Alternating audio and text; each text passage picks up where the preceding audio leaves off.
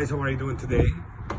Today I'm going to show you how you take out a broken screw in an aluminum door the easy way. So let's look at it and then we can go over the details. So these two screws won't come out no matter what you do. So I'll show you how you're going to take them out. First thing, we're going to drill a hole in the screw.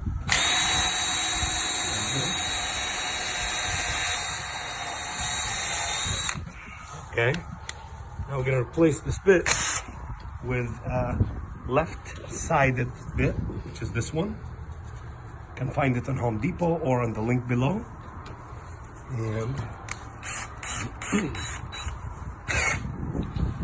now go on the drill reverse, so the opposite side. We just go to the opposite side. Look at the screw now. Voila. Screws out. I hope you guys enjoyed. If you have any questions, please leave me a note or send us a message, and don't forget to subscribe to our channel. Take care.